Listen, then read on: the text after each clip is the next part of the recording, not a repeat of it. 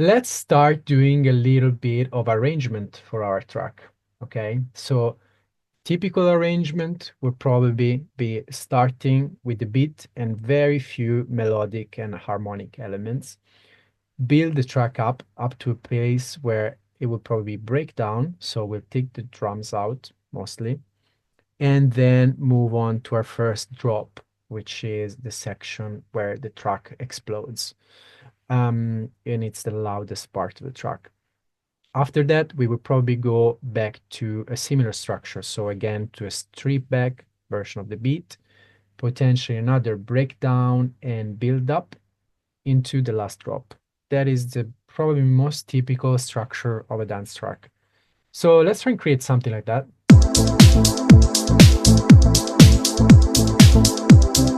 I'm going to cut this material here, this part, beginning. And I'm gonna leave this right here for my first drop. All right. So let's say that we want to start with our drums, maybe not all the drums. For example, the right cymbal, I'm gonna save that for the moment. Let's start by copying at the beginning of the project just the first 4 tracks of drums. Already too much stuff. So let's take out some things. I think I'll just start with the kick drum. So I will copy this over a few times, but in the beginning, I'm just going to have the kick drum playing.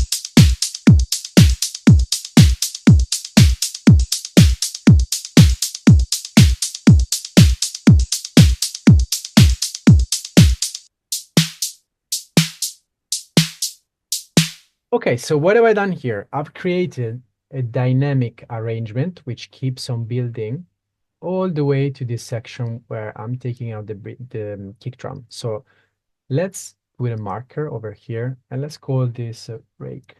Okay. We can call this our drop. And here we'll call this verse for now, depending if we're gonna have vocals or not, we don't know yet.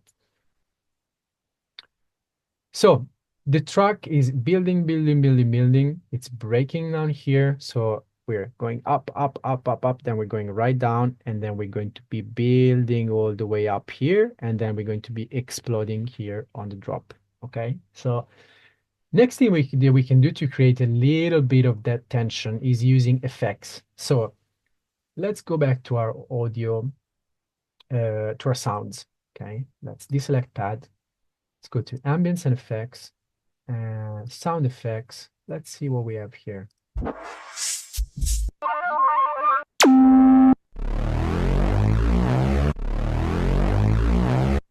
That kind of thing can be useful. So I'm just going to drag it down to one part of the arrangement right here.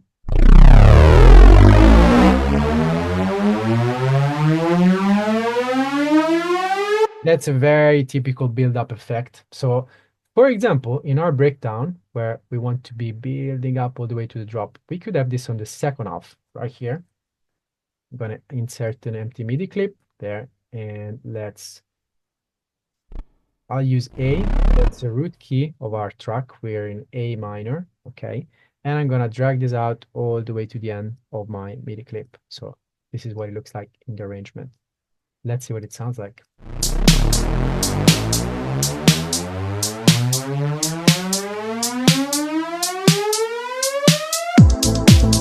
Cool, that leads you to the next section. Let's look at a few more effects.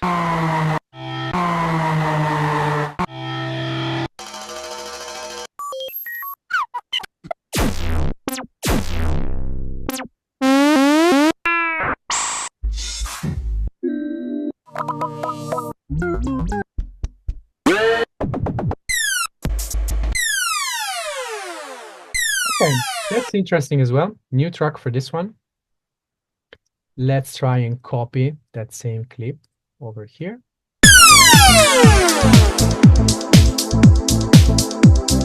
Shorten it a little bit.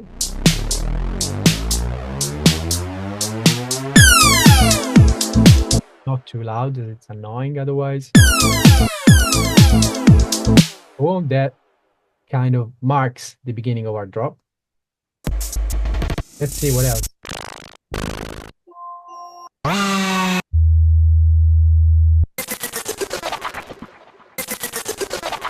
That's cool. I'm gonna add that one in as well, just below this one, and copy this over.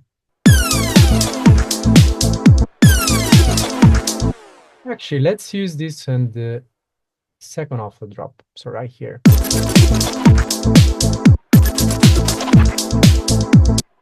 Cool, not bad, not bad. Let's see. We decide later if we're gonna keep it or not.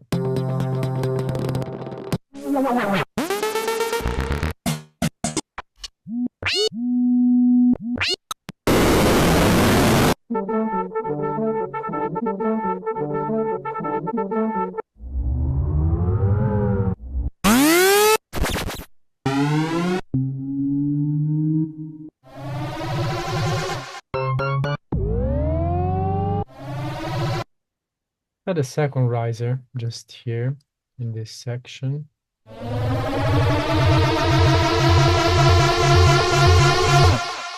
I'll copy this over here, put them together so we know they're doing something similar.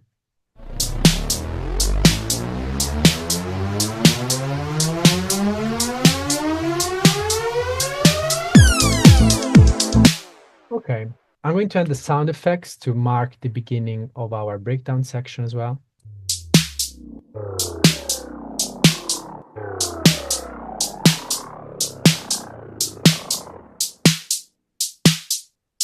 Okay, great. Let's go back to the beginning and listen to what we have going on.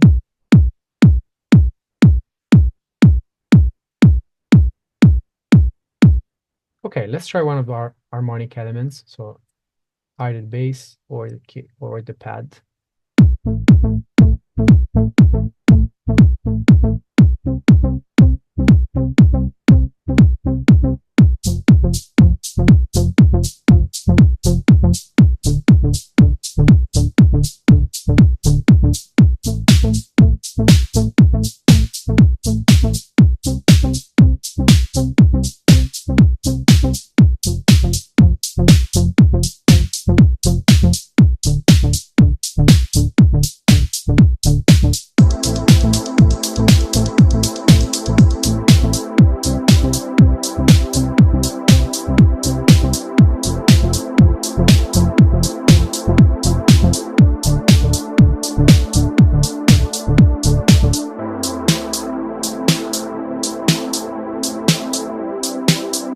Okay, so what we've done here is using the bass to start the track and then our synthesizer pad to mark this potentially pre-chorus section of our track or second part of the verse before we get to the breakdown where the pad stays in and the bass comes out as well as the kick drum. Now, let's make this a little bit more interesting. So let's create some little rests in the drums before we get to this section.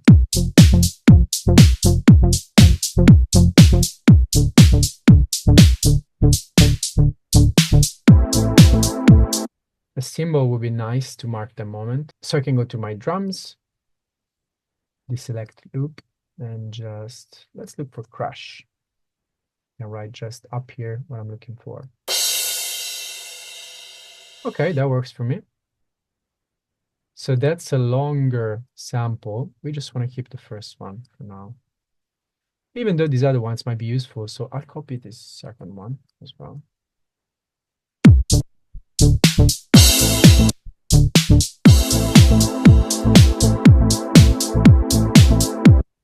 I'm going to mark every important section of our project. So in this case, I'm putting one every 8 bars.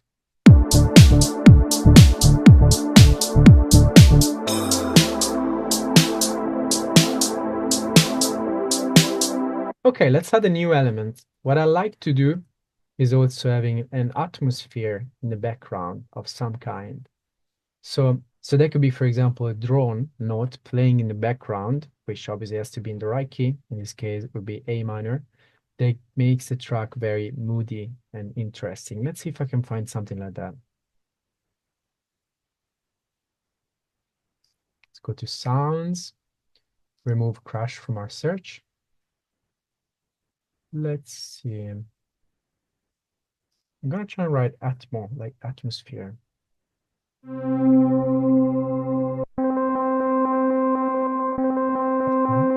Let's try that. That's an instrument that we can play. Let's try and play A on our keyboard.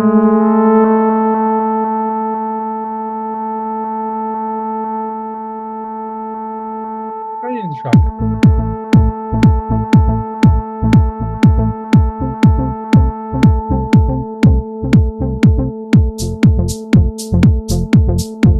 I like that. The music track is much more mysterious and interesting.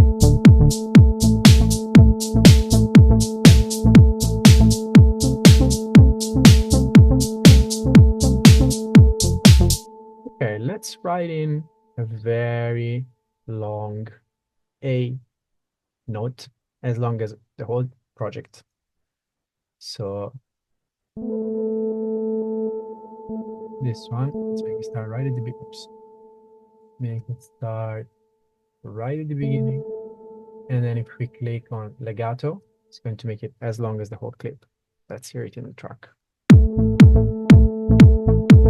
Again, we don't want any low end from this sound because it's just going to make things messy. So I'll remove Atmo from my search, go to my audio effects, open up an EQ8 just like we did before, and select this high pass.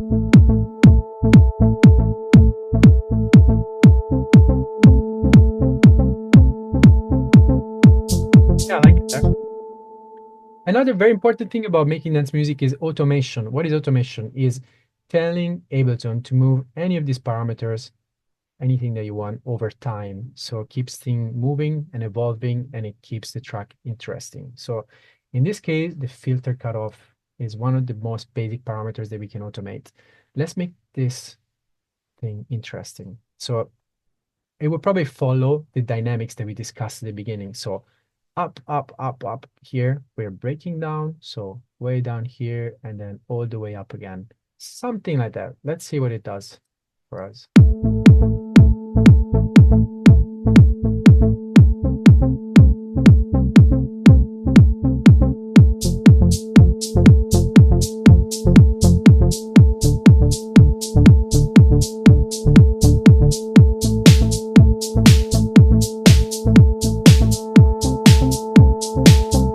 Here's the opening.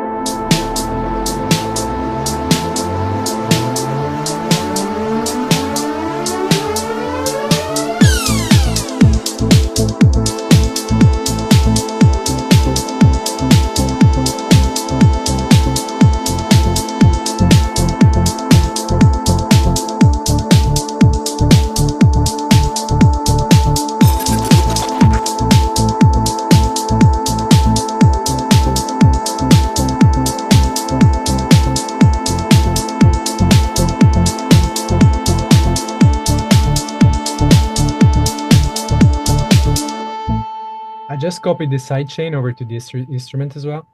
Now, that might be a little bit too much, but as you can hear, it does something to add the mood to the track, which is nice. Also, I opened up automation view, which is over here. I can trigger it on and off. When it's on, I can see anything that I've automated. So for example, I've told Ableton over time to move this parameter, filter cutoff. And if I do this, then it's going to hide the view, but that's still going to be happening in the background.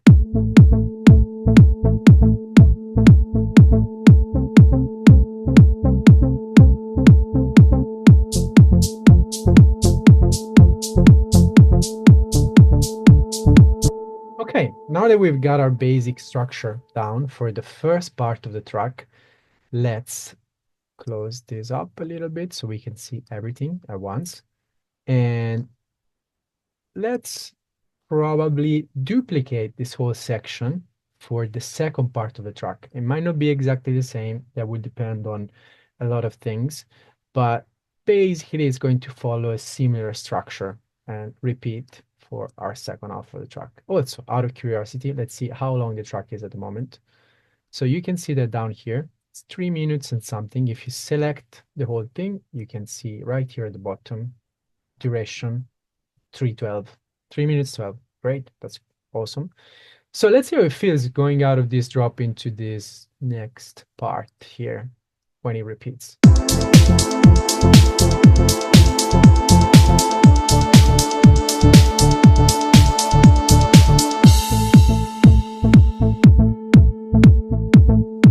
What is verse 2?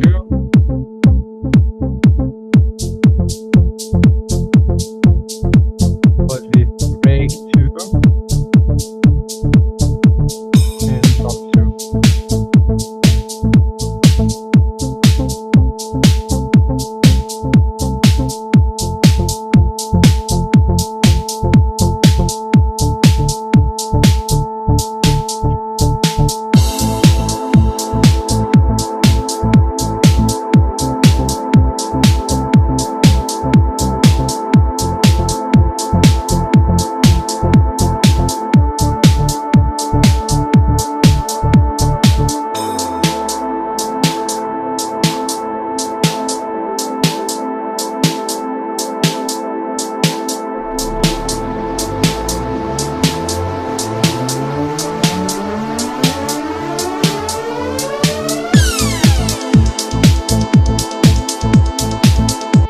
Okay, so we've created a basic arrangement, which can obviously change over time as we keep working on our track, but this would be a basic structure of a full dance track. Now, let's try a couple of things before we close off this video. So this is the basic structure of a dance music track.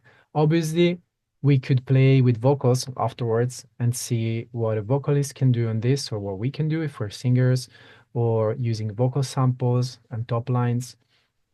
But this is a very good foundation for our next steps. The last thing that I would do is check our master once again and see how that's behaving on the loudest part of the track, probably.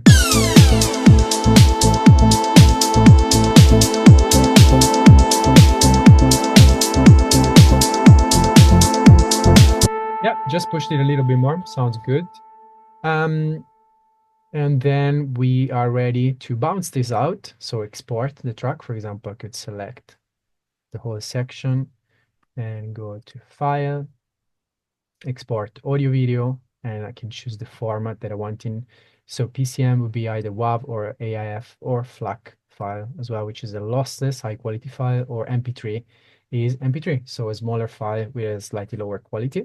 And then I can go export, and that's going, if I've selected main, that's going to export just what I'm hearing for the whole section that was selected. Awesome. I had a lot of fun in this video. I hope you did too.